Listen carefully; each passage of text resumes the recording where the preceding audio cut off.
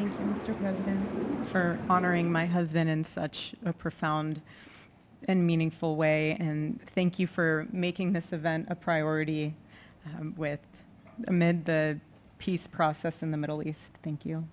Very grateful. Charlie always admired your commitment to freedom, and that's something that both of you shared. So thank you. Your support of our family and the work that Charlie devoted his life to will be something I cherish forever, so thank you. To our gracious First Lady in her office for making this event possible, thank you as well. It's beautiful. To Vice President and the lovely Usha Vance, your friendship has been an unbelievable encouragement. Thank you. And to all our friends and family that are here and watching from all around the world, thank you for loving us. Thank you for praying for us and for believing in what Charlie believed in. And to our Turning Point USA staff and the Charlie Kirk Show staff, we love you more than you could ever know. And to the Turning Point USA chapters that are watching all across America right now, you are the heartbeat of this future and of this movement. Everything that Charlie built, you guys are the legacy holders of that. You are living proof that his mission did not die with him. It lives through you. And Charlie always said the next generation will decide whether freedom endures. And because of you, I know that freedom will endure. It will. And today we're gathered not only to celebrate Charlie's birthday, but to honor a truth that he gave his entire life to defend, and that's freedom. The very existence of the Presidential Medal of Freedom reminds us that the national interest of the United States has always been freedom. Our founders etched it into the preamble of our Constitution, and those words are not relics on parchment. They are a living covenant. The blessings of liberty are not man's invention, they are God's endowment. Charlie lived for those blessings, not as abstract words, but as sacred promises. He used to love to journal about this topic all the time, and with such a heart postured of gratitude. And he believed that liberty was both a right and a responsibility. And he used to say, freedom is the ability to do what is right without fear. And that's how he lived. He was free from fear. He was free from compromise, free from anything that could enslave his soul. His name, Charles, literally means free man. And that's exactly who my husband was. He was a free man. And from the time I met him, sitting across from him, being interviewed on politics and philosophy and theology, anything that Charlie loved, any topic he loved, and I just saw the fire in his soul, and there was this divine restlessness within him that came from knowing God placed him on this earth to protect something very, very sacred for all of us. And he never stopped fighting for people to experience freedom. He didn't. Charlie often said that without God, freedom becomes chaos. And he believed liberty could only survive when anchored to truth. And I remember in one of his speeches, he told the audience that the opposite of liberty isn't law. He said it's captivity. And that the freest people in the world are those whose hearts belong to Christ. But what's so powerful is that Charlie had the ability to communicate so brilliantly across all generations.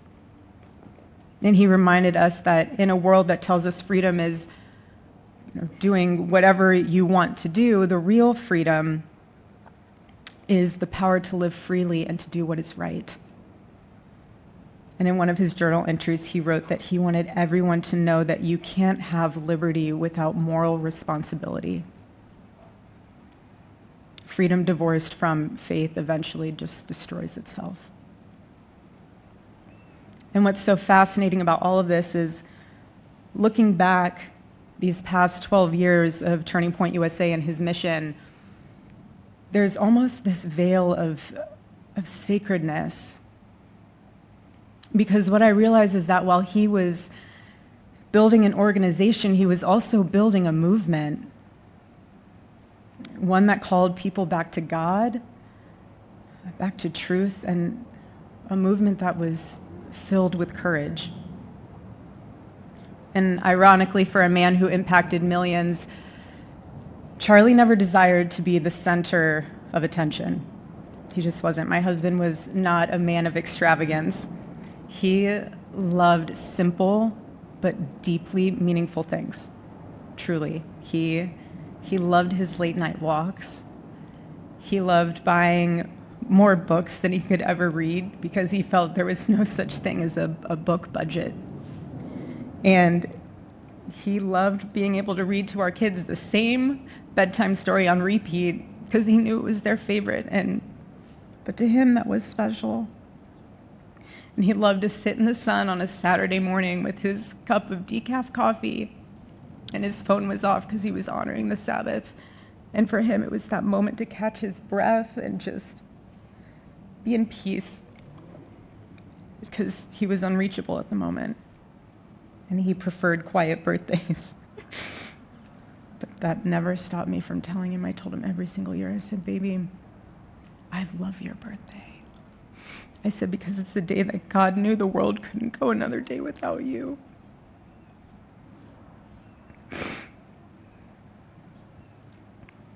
And so the rhythm of our usual birthday celebration for him was mint ice cream, mint chocolate chip ice cream. He only had it twice a year, on his birthday and 4th of July.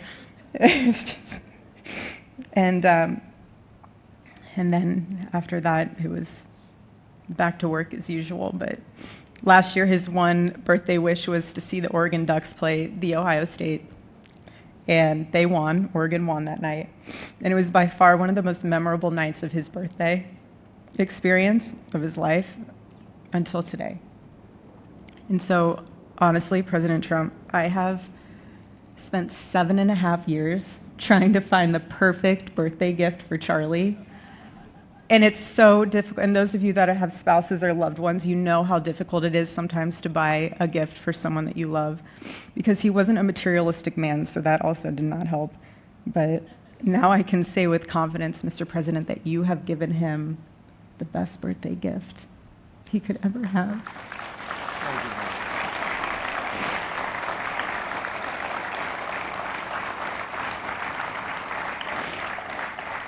It's such an honor and the recognition of a life lived for defending freedom. And that's what Charlie fought for until his last breath. And it was written across his chest in those final moments on one of his simple t-shirts that always carried a message, and this one bearing a single word, freedom. That was the banner over his life, and that shirt was a declaration. The same declaration he made in every speech, every campus visit, every time he shared the gospel at a church, every sleepless night that he would spend praying for the youth of this nation and planning for the future of our country and just impressing upon them that when we defend liberty, we defend the soul of our nation. My husband never told anyone what to say. He never did. He never told anyone what to say. He would just encourage them to think. He would encourage them to think outside of the traditional political labels. He would want them to think in a way that was anchored in wisdom and truth. But he would never tell anyone what to say. Charlie wasn't content to simply admire freedom. He wanted to multiply it. He wanted to multiply freedom. He wanted young people to taste it and to understand it and defend it. He wanted them to see that liberty isn't self-indulgence, it's self-governance under God. He wanted them to see that. And every day I'd see him getting ready for work. He'd put on his cross necklace, he'd put his ring on his finger. And the boldness in his demeanor was always fearlessness. He wasn't afraid. He was never afraid. In his daily actions, whether in office or on campus or at a church, it was always without fear. That was his creed. That is how he lived out every single day. He didn't fear being slandered. He did not. He didn't fear losing friends, I can tell you that. He didn't. He didn't care. He stood for truth and stood for freedom, and he did not, everything else was just a noise to him. And it's because his confidence in Christ was absolute. That's why. There was no limit to what he would have sacrificed to defend freedom for all. And if the moment had come, he probably would have run for president, but not out of ambition. He would only have done it if that was something that he believed that his country needed from a servant's heart standpoint. And Charlie lived only 31 short years. No, he's 32, but on this side of heaven, but he lived. He lived every single second he lived. He filled every single day with purpose, and he fought for truth when it was unpopular. And he stood for God when it was costly, but that's what we're called to do.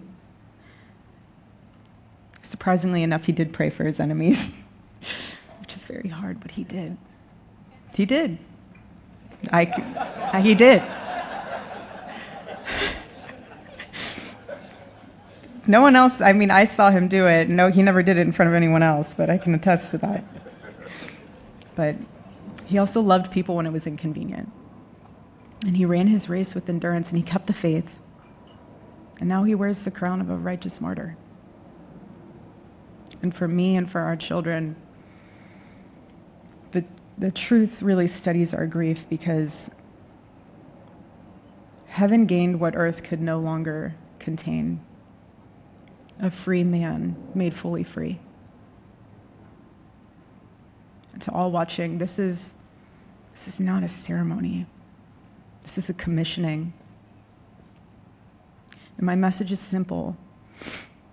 I want you to be the embodiment of this medal. I do. I want you to free yourself from fear. I want you to stand courageously in the truth. Listen for the still, small voice of God. And remember that while freedom is inherited in this country, each of us must be intentional stewards every single day. God began a mighty work through my husband, and I intend to see it through. And the torch is in our hands now. It's in mine, it's in yours, it's in all of yours, it's in all the students with Turning Point USA. And before I close, I'll share with you that I asked our daughter what she would like to say to Daddy for today.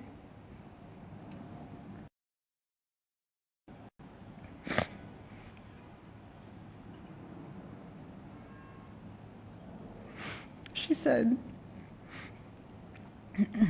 "Happy birthday, Daddy. I want to give you a stuffed animal.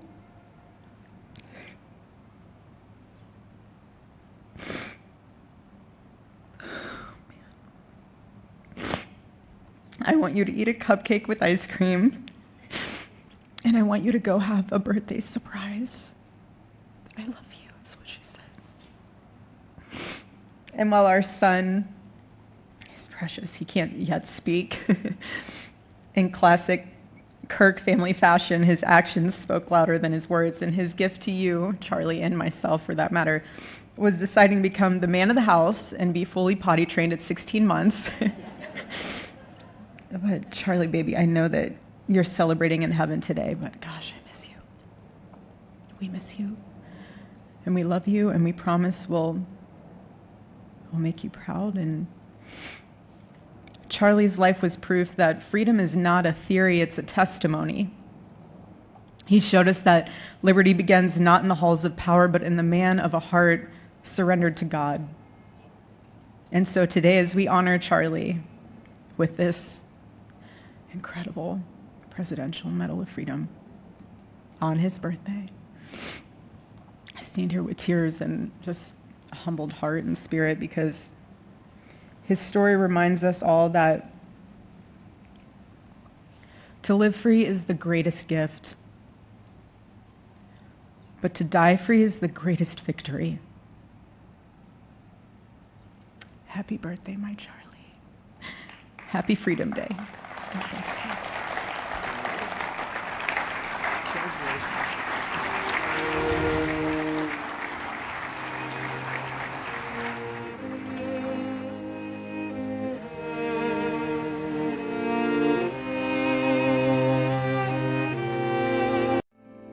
Cause the flag still stands for freedom, and they can't take that